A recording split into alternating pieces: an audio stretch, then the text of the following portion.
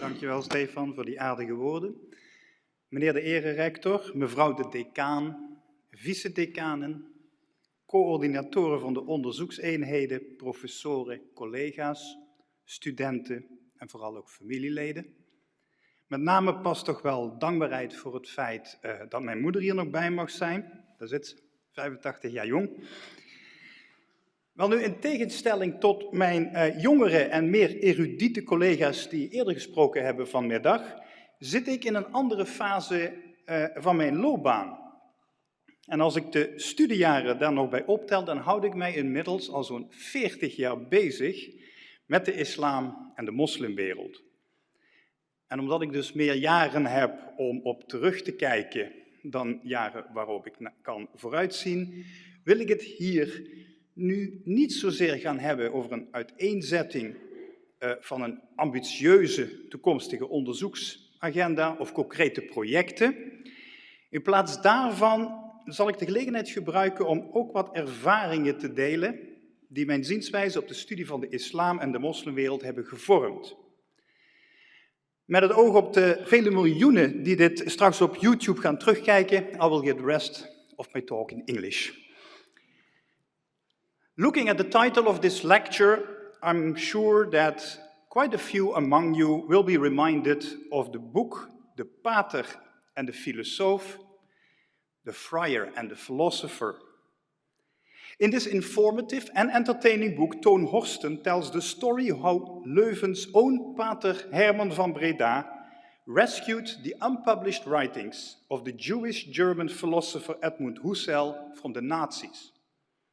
Since then, the collection of the founder of philosophical phenomenology are kept here in Leuven at the Faculty of Philosophy's Husserl Archive. So indeed, the title of my talk is not a very original play of words, but I hope to show that there is a bit more to it than only that. And I can already betray that one of the Muslims I will be talking about this afternoon was actually heavily influenced by Edmund Husserl's philosophy. But before I go further into that, let me indeed first situate myself as a scholar of Islam in relation to theology and to the wider field of religious studies. As Professor van Erp already explained just now, I myself am not a theologian, and originally I was not a scholar of religion either. My earliest academic training was indeed in Arabic and Middle Eastern studies, although during that time I did develop an interest and a growing interest in Islam and the Muslim world at large, and ended up writing a master's thesis, or what was then still called a doctoral scriptie, on the history of the Islamic law of treaties. I then went on to spend the first 12 years of my working life with an international construction and engineering company, including a decade as an expatriate in the Gulf states. Now, this experience of living and working with Muslims has also very much shaped my later outlook as a scholar of Islam. At the time, I was not walking around with a research questionnaire in my hands. I had a real job to do. But certainly, I was a curious observer, paying close attention to what was going on around me. And although I eventually ended up specializing in the history of ideas of the contemporary Muslim world, as a scholar of Islam, I constantly remind myself of two things. First of all, that even committed, devout, and observant Muslims are not busy 24/7 with their religion. That's a deformity only we academic specialists suffer from. Secondly, aside from this relativization, and even though I had also no formal training in the social sciences, I do not lose sight of the fact that Islam is a living tradition, and that religion in general is first and foremost a human phenomenon. If there is one constant in my research for the past 20 years or so, then it is interest in how a religious tradition as Islam can, or maybe should be, studied as a field of scholarly inquiry. I want to stress this last point. Islamic studies, or the study of Islam, as I prefer calling it, is not an academic discipline, such as theology, philosophy, or anthropology. It's a field of study that can involve linguists and other text scholars, as well as specialists from other humanities or social sciences. In fact, I am a great advocate of the multidisciplinary approach of religious phenomena, Islamic or otherwise. Consequently, the question of how to study Islam and the Muslim world runs like a red thread through the years I've spent in higher education. From my doctoral research into 3 contemporary Muslim intellectuals, qua academic scholars of religion, to my more recent contributions to examining the method and theory in the study of religion and the advances that are being made in the field of the study of Islam. As part of these investigations, I've dealt on and off also with present-day Muslims who have looked at Christian theology. Of course, Christian-Muslim theological encounters have been going on ever since Islam appeared on the scene. But throughout history, these debates between the 2 religions took mostly place for apologetic reasons, while the much more recent exchanges in the context of interfaith dialogues serve ecumenical purposes or strategies of cohabitation. However, Muslim scholars and thinkers are reading Christian theology for other reasons as well. They consider the specialist field of theology as a toolbox that can be used for engaging their own Islamic tradition, often very critically and not afraid of pushing the boundaries. Especially in Indonesia, it is not unusual to meet Muslim academics who have done postgraduate studies at the faculties of theology in Europe or the USA, delving into such fields as process theology. Now, looking at the individual intellectuals I have studied, it seems that I have a preference for iconoclastic interpreters of religion, those who do not shy away from making provocative statements, such as the need for heresy, expressed by the French Algerian historian of Islam, Mohammed Arkoun. The claim of the Sudanese legal scholar Abdullahi An-Naim that the safest place for a Muslim is in a secular state. Or the observation of Navid Kermani, a celebrated and award-winning German writer with Iranian roots, who said that he had learned more about religion from Theodor Adorno than from the Prophet Muhammad. And finally, the Egyptian philosopher Hassan Hanafi, who went even further by comparing the Quran to a supermarket from which you could take what you needed.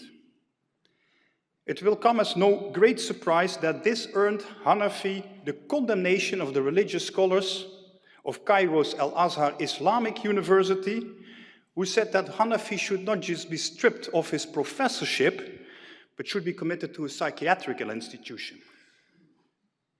I will stay with Hassan Hanafi a little longer because I promised you to tell a bit more about Edmund Husserl and Islam. Ever since his doctoral studies at the Sorbonne between 1956 and 1966, Hanafi's life work has consisted in developing what he called a general philosophical method for Islamic thinking. Pointing at the parallel of the evolution of philosophy as the handmaiden of theology in Christendom, Hanafi suggested that, since in the Muslim world Islamic law holds center stage among the traditional religious sciences, and that therefore, in terms of methodology, it is the most advanced discipline, it stands to reason to turn to the Islamic legal studies for developing a philosophical method for Islamic thinking. Now, at the advice of his promoter, Paul Ricoeur, Hanafi began studying the philosophical phenomenology developed by Edmund Husserl and its further elaboration as a hermeneutics by existentialists such as Husserl's student Martin Heidegger and the French philosopher Gabriel Marcel. This was no coincidence. Aside from being personally close to Marcel, during the Second World War, Ricoeur had used his years as a prisoner of war in Germany to translate Husserl into French. And although Hanafi studied Husserl's original works closely, his understanding is also colored by the interpretations of Ricoeur. The methodological rigor of Husserl provided Hanafi with the necessary clues for the translation, or as Hanafi calls it, the transmutation of Islam's legal vocabulary into an idiom for academic philosophy and for thinking about religion. Aside from this engagement with Husserl's phenomenology and the hermeneutics of Ricoeur, it should also be remembered that Hans-Georg Gadamer's Wahrheit und Methode, Truth and Method, was also published during Hanafi's time at the Sorbonne. In this landmark book on philosophical hermeneutics, Gadamer noted that from a procedural point of view, it belongs to the hermeneutician's task, and I quote, to redefine the hermeneutics of the human sciences in terms of legal and theological hermeneutics, unquote. Hanafi published his transformation of Islamic legal thinking into a general philosophical method under the title The Methods of Exegesis. It also formed the first of 3 theses that are required in France to obtain a so-called doctorat d'état. The 2 other theses consist in an analysis of the phenomenology of religions as conceived by Western scholars and the critique of Christian Bible studies by way of case study. The exegesis of phenomenology Hanafi dedicated to, and I quote, present-day Muslim thinkers for the sake of a new dialogue with European culture as our earlier philosophers used to have with ancient Greek culture, unquote. And the 3rd study, the phenomenology of exegesis, was dedicated to the Catholic theologian Jean Guiton. Hanafi credits Guiton with teaching him how to live and how to think. And paraphrasing what he later wrote in an autobiographical essay, Hanafi also said that, for my entire philosophical formation, I'm indebted to Jean Guiton, professor of philosophy, student of Bergson, a Catholic renewer, the first layperson in history to address the Vatican Council, friend of Popes John XXIII and Paul VI, member of the French Academy. He was my professor and teacher. I called him my Christ, and he called me his beloved disciple. It didn't stop there. Calling him a ecumenical philosopher able to reconcile opposing positions, Hanafi also credited Guiton with not so much presenting fixed views as opening up ways that place us, as Husserl had already said, in the presence of the thing itself.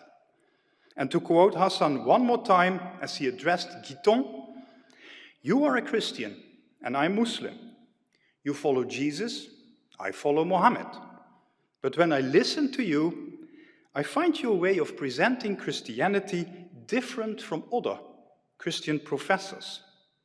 Like Mohammed, you are an iconoclast. The reverse influence of Hanafi on Guiton should not be underestimated either.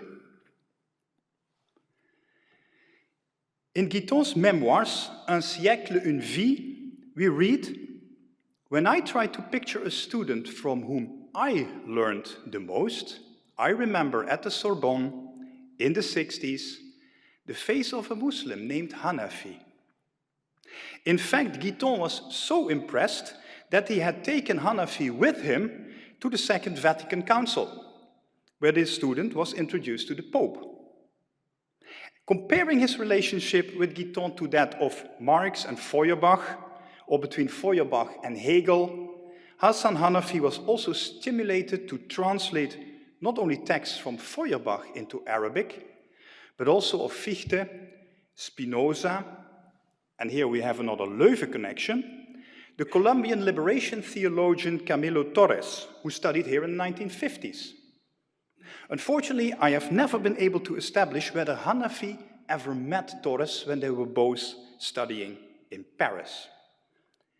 The influences of Ricoeur, Guiton, and Catholic liberation theologians have continued to feed into Hanafi's lifelong preoccupation with what he calls his heritage and renewal project.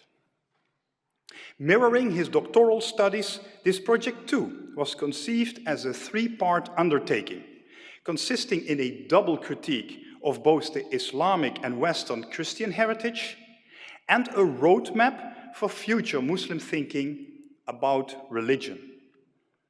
Hanafi never finished it simply because the scope of this endeavor is beyond the capacity of a single individual. However, in the outline which Hanafi prepared in the 1970s, one can discern the contours of his reading of Husserl through the hermeneutical lens of Paul Ricoeur.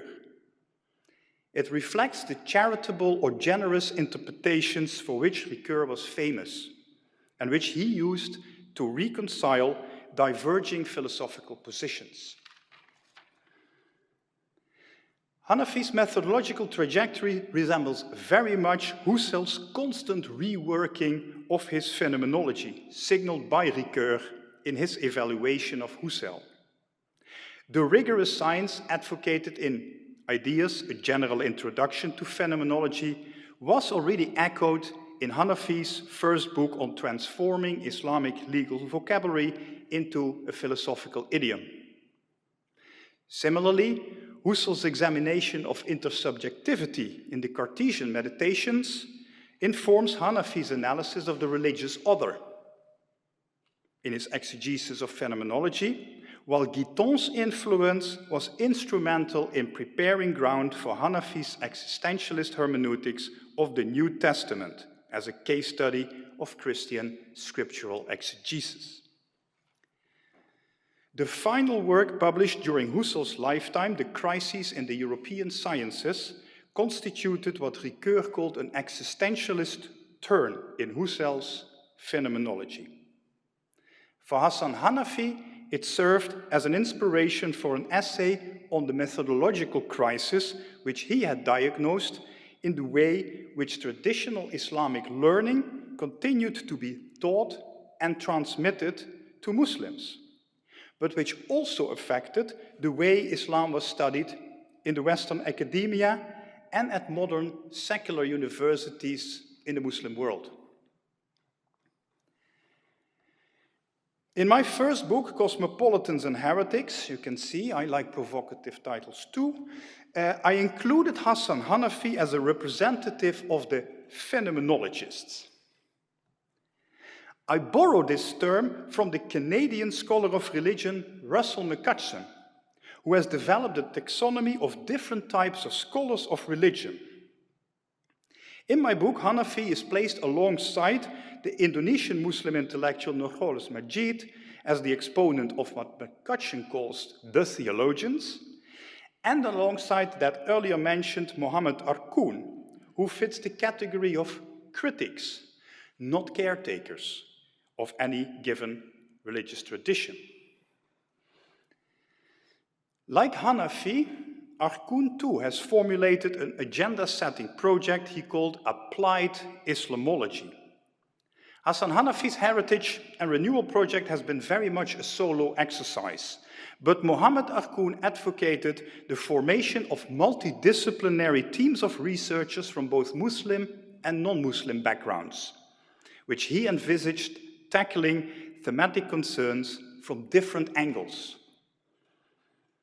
Arkoun presented these as triangulations of academic perspectives, including an anthropological triangle grouping together the notions of revelation, history, and truth, a theological philosophical triangle examining medieval disputes over faith, reason, and truth, and a hermeneutical triangle designed to liberate the metaphysical definition of time, narrative, and ultimate truth. Together, they open up a hermeneutical circle, capturing the dialectics of understanding to believe and believing to understand. And this is clearly inspired by Paul Ricoeur, of who also Arcoon was a student. Aside from Ricoeur's posthumously published book, Memory, History, Forgetting, edited incidentally by a graduate student by the name of Emmanuel Macron, Arcoon drew also on the Swiss Protestant theologians Pierre Giselle and Patrick Évrard, and on the Dictionnaire de théologie of Jean-Yves Lacoste, which maps the varying trajectories of Judaic, Christian, and Islamic religious thought. At the same time, there are also Muslim scholars of Islam subsumed under McCutcheon's category, the theologians, who have demonstrated that one can be a critic of a religious tradition, but at the same time also act as its caretaker. There I'm thinking of Nurcholish Majid, whom I have also mentioned earlier. Majid began his career as a Muslim student leader in the late 1960s and eventually grew into one of the most influential Indonesian Muslim intellectuals of the late 20th century. Majid was the product of Indonesia's rather unique Islamic education system. His reinterpretation in the 1970s of the secularization thesis formulated in the 60s by American theologians and sociologists of religion like Harvey Cox, Robert Bellah, and Peter Berger already prefigured its revision more than 20 years later by the likes of José Casanova and by Peter Berger himself. Nurcholish Majid became the patron to a whole generation of budding Muslim scholars of religion, reaching intellectual maturity in the 1980s and 1990s. The most talented among them were sent overseas for postgraduate studies, not only at Islamic universities in the Middle East, but also to America, Europe, and Australia. Their staple readings included the Islamic classics, but also the work of Hanafi and Arcoon, and through them, modern Western philosophers, ranging from Ricoeur to Foucault and Derrida. As I mentioned earlier, some of these students pursued even degrees in systematic theology, not so much out of doctrinal conviction, but in recognition of its value as a methodological toolbox. After a 5-year detour examining religious and intellectual developments in Indonesia, in the last few years, my interest has shifted back to hermeneutics, concentrating on present-day Muslim thinkers working in the West. The reason for that is that, unfortunately, the intellectual climate and lack of academic freedom in many parts of the Muslim world prevent the kind of intellectual creativity and adventurism which I consider vital to the further development of religious thought in the Muslim world, and with that, the exploration of new ways of studying Islam. One thinker who has my particular interest is the Iranian-born Hamid Dabashi. He trained as a historian of Islam and cultural sociologist at the University of Pennsylvania, and now already holds for many years the chair for the Iranian Studies and Comparative Literature at Columbia University in New York. While I care not much for Dabashi's often belligerent political positions, I do value his hermeneutical work, which is not only informed by Hans-Georg Gadamer, but also by his readings of Gilles Deleuze and the Italian philosopher Gianni Vattimo. Dabashi developed his hermeneutical thinking in 3 books. It really makes you think whether Hanafi and Dabashi are not closet Trinitarians. Islamic Liberation Theology, which appeared in 2008, provides the initial blueprint for Dabashi's hermeneutics. The second book, which Dabashi called his liberation geography, appeared a year later under the title Post-Orientalism. Here Dabashi further developed his thesis that dichotomous worldviews of Islam versus the West are outdated. It may have made sense to think in such oppositions during the age of Western imperialism and during the independence struggle of colonized Muslim countries. But according to Dabashi, in our post-colonial and postmodern times, this binary has become obsolete. Post-Orientalism echoes the argument that Gianni Vattimo had made in his debates about religion with the American neo-pragmatist Richard Rorty. As a result of the relentless Europeanization and Westernization of the world, which also continues in our post-colonial times, Vattimo posits that non-Western cultures have been turned into what he refers to as construction sites of hybrid traces and residues contaminated by modernity. These construction sites of third world societies and the ghettos of industrial societies are none other than Dabashi's post-colonial, post-Orientalist and post-Western world, where the colony is as much in the metropole as the metropole used to be in the colony, and where the center and the periphery intermingle. The third volume, entitled Being a Muslim in the World, lays out a new Islamic ethos for our increasingly interconnected world. And in this book, Dabashi develops his hermeneutics of alterity. This hermeneutics requires a disposition or attitude that Dabashi calls worldly cosmopolitanism. So Dabashi also brought me back to the figure of the cosmopolitan with which I had already engaged in my first book. The hermeneutics of alterity offers what in music is called a counterpoint, a term that Hamad Dabashi borrowed from his friend, the late Edward Said, who was famous, of course, for his Orientalism critique, but also a gifted pianist. It is a polyphonic hermeneutics, centrifugal rather than centripetal, apositional rather than oppositional.